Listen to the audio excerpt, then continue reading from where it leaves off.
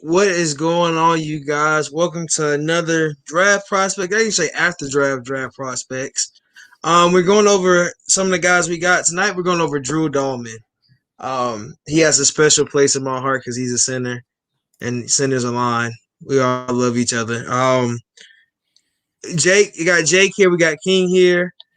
Jake is a guy that he came on. If you guys watch Rayshawn Slater, he came on for him. He's an OLine guy. He knows his old lineman. So Jake, I'm gonna let you give your spiel on Drew Dalman.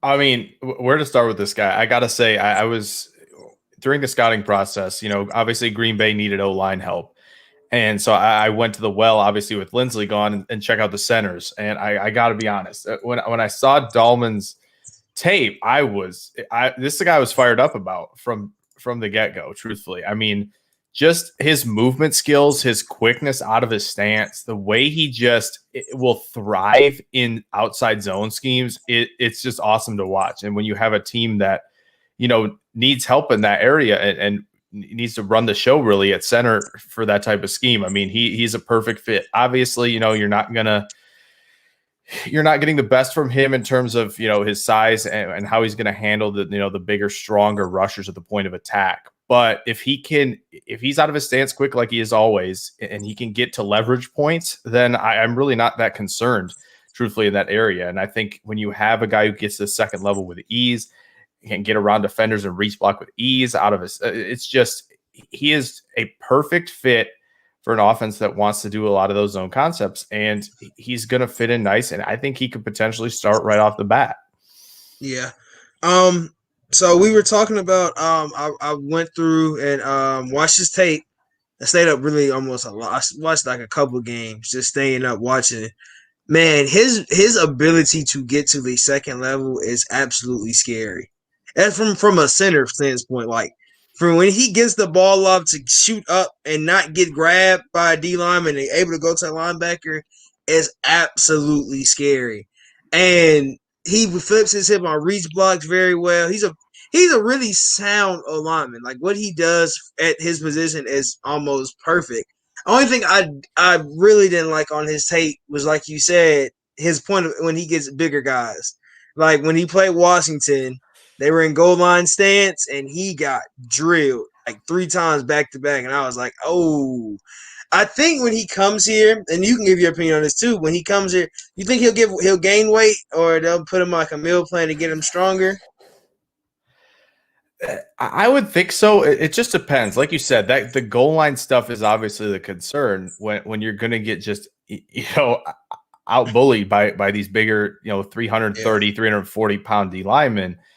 And really the question is if they don't do that, I think Arthur Smith will have a plan for goal line situations and how he wants the offensive line to attack. Maybe it's a little bit different than how he's going to establish things, between the 20s elsewhere on the field. So, but yeah, I mean, I think it's certainly possible they ask him to bulk up a little bit, but I think he's at a decent playing weight for the scheme that he's going to enter.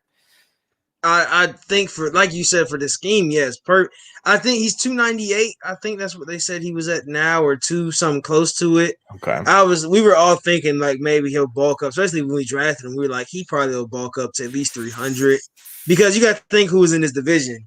Vita Vea. Vita Vea is really the only one I'm scared for him to go versus. Like, I mean, who else? Oh, what who's the other side on the other side of him? I can't think of his name. It's Vita Vea. That's another one. It's a tackle. There's really Sue.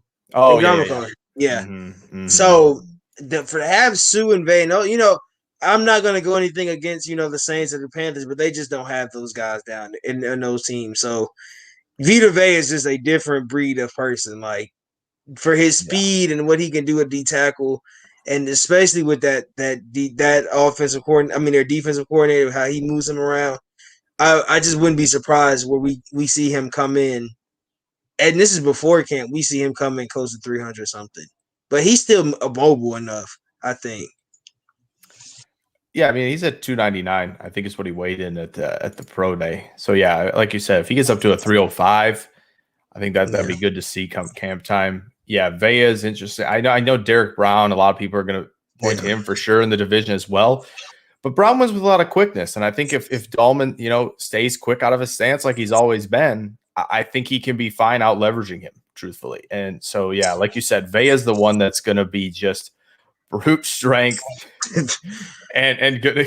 I mean, he gives a lot of people problems. So, yeah. growing pains. Yeah, really and truly, I think. But so we have Hennessy here. So we have a report. I'm just gonna go to this report real quick.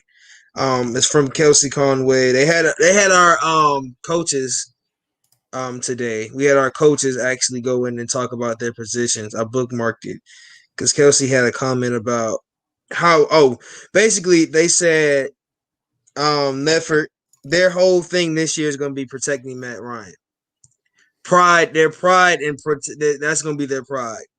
And another thing he said is that Drew Dalman comes from a system that is close to the NFL system and Stanford. So he's definitely going to say that he said he really likes what he's seen from Hennessy. So there's a difference in that. So what do you think? What do you think is coming from that?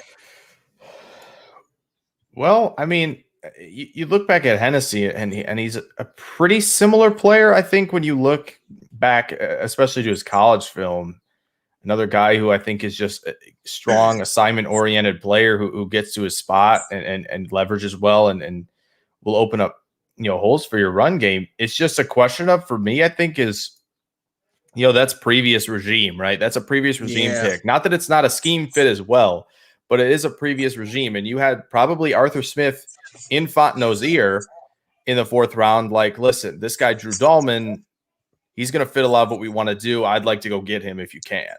So I think that might be really the ultimate decider, truthfully, is, Arthur Smith wants him to be the starter come season time. I think it'll still be a good battle in camp because I think both of them are very smart, quick players who do a lot of the similar things, but it just may come down to this regime's preference.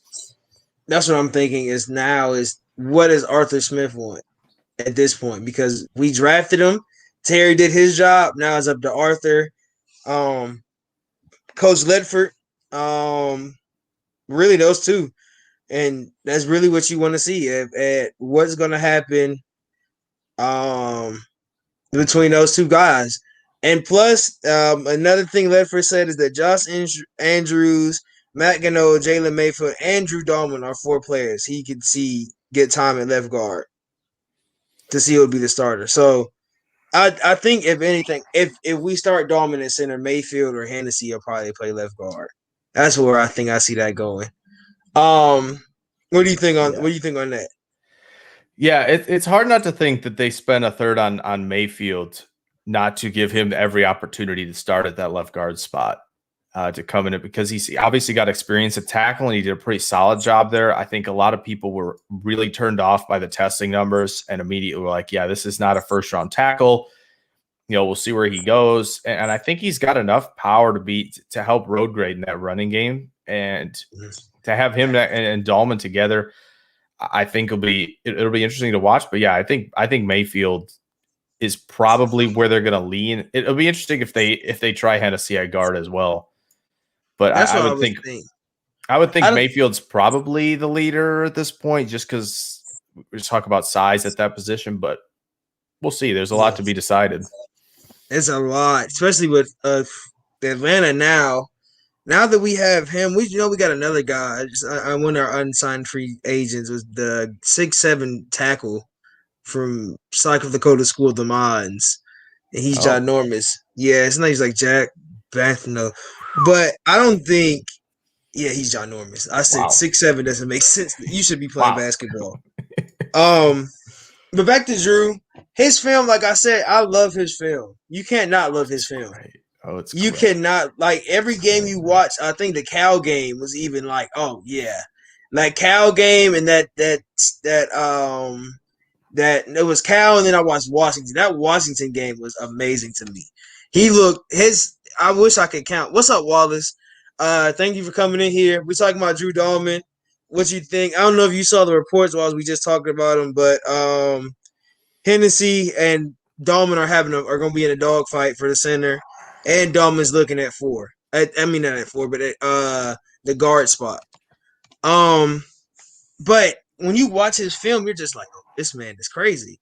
Like, there's not a Oh, lot of stuff you can see. Like, I wish I could just time how fast the ball got to Davis Mills' hands and how fast he got up and got to his block. His reach blocking skills. You can tell his dad has taught him a lot, and I will say that you can tell he's been training for a long time because he just moves so fluid.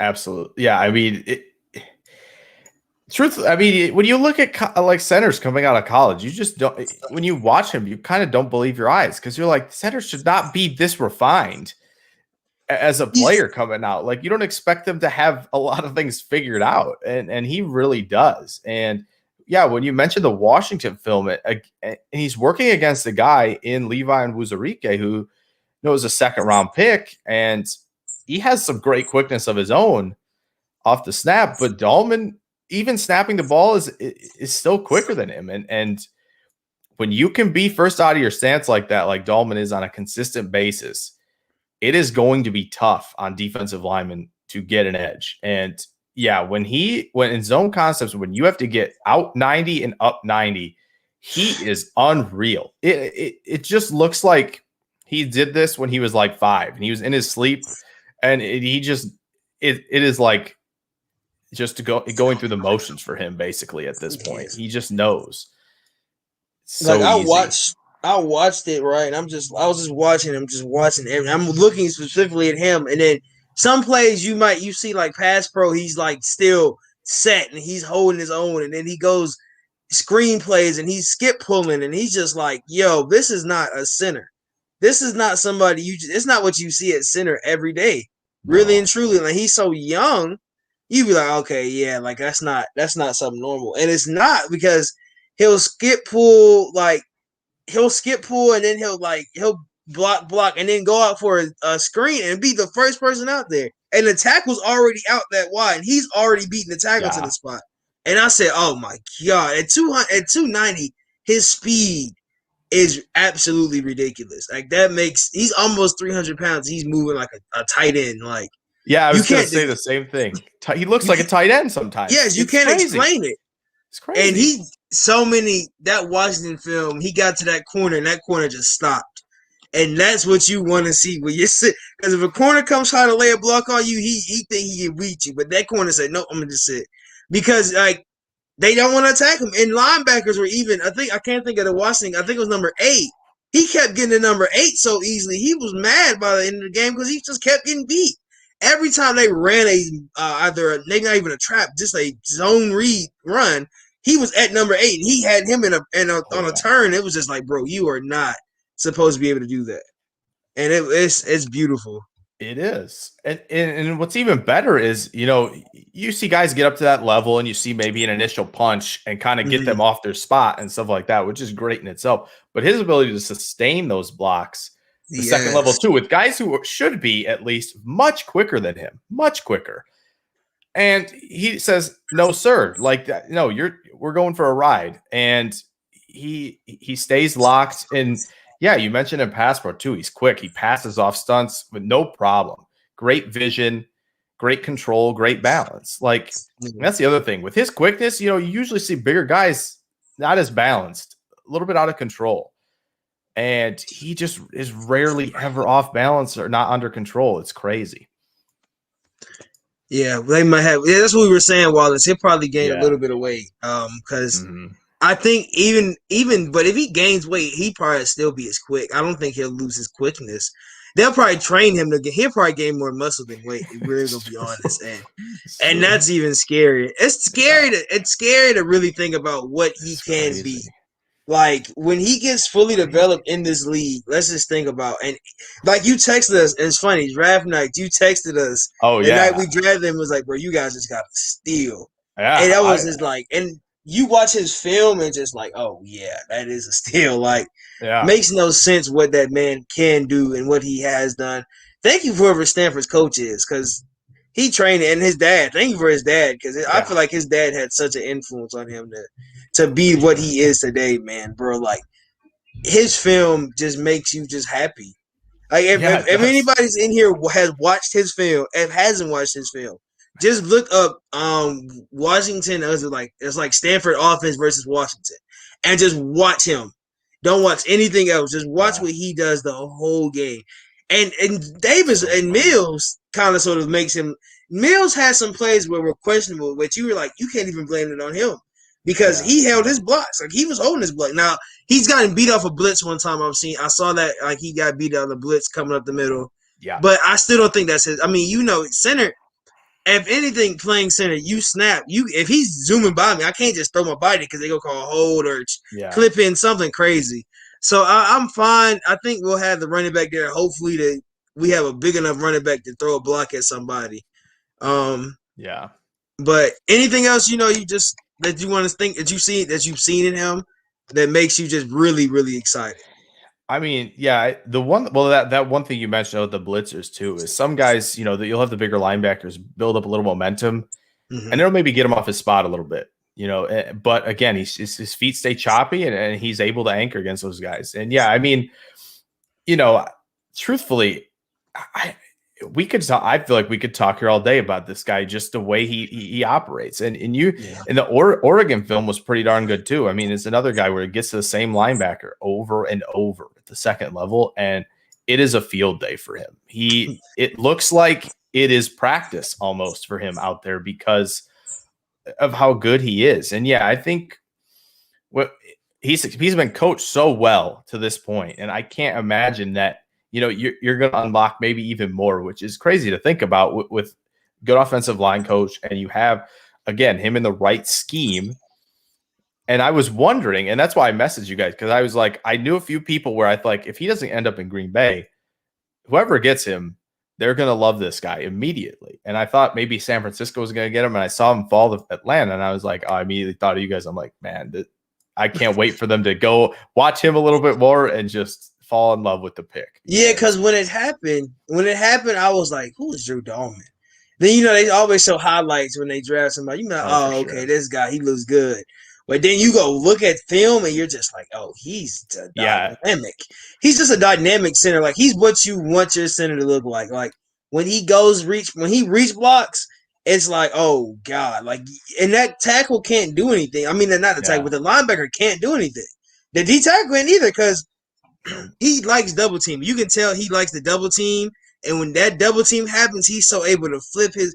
And it's so quick when he flips his hip, the tackle or the guard goes straight up field, and he's already at a linebacker. So that team, mind you, that Stanford team, they just that OLine looked amazing. Like the Yeah. whole time you watch, he's like that OLine is crazy.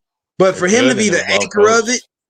yeah, for him to be the anchor of it, and like you see him on each side, if he doubled him, he still got his arm up and he flipped his hips, and that guard ran up where it was on this side. He flipped his hips, and then if he was gonna give the take, if there was like a screen, and he let the D tackle go, he was all the way upfield Yeah. already before the throw. Like, Yeah. bro, it's so much happiness. Like, I think Hennessy.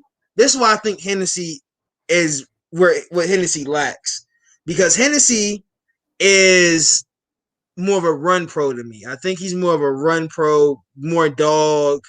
I Yeah. don't think he has the same type of like energy and That movement as, dynamic yeah, I don't think he has quickness. a Yeah. dynamic, yeah. I But I know. mean, I don't It's want him crazy. to be, I don't want him to be discouraged, but I feel like he's gonna go. He's probably gonna go. We're not gonna pick up his fifth year if he stays on this team. I just know that automatically. But he's probably gonna have to go to guard, and you really, I don't know how Yeah. you see. We saw him at guard last year a little bit. He wasn't dynamic.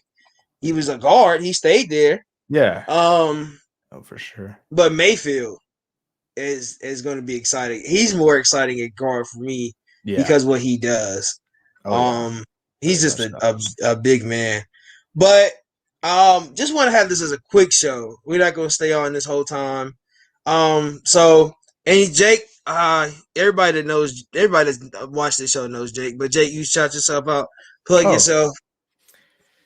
yeah. I mean, I done a lot of stuff for the draft season, had the stream myself. I mean, as well, we had a good time with that this week. It's been a wild week. It's been a fun week, draft week, and we've hit the lull. But yeah, I mean, I do stuff over at NFLmocks.com. A lot of draft coverage there. Did actually draft coverage for the Falcons, so got to write up the Dalman selection as well, which was great, and just got to write a little 400-word love letter to Dalman, and that fit with the Falcons. It was a great time.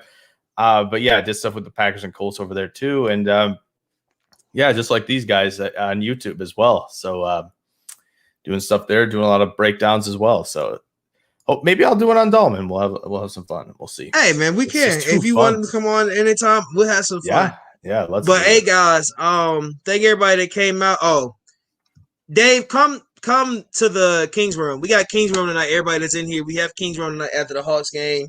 We'll talk a little bit about the Falcons, Dave. Just ask me when we get in there. But for me and for Jake, we are out of here. Thank you.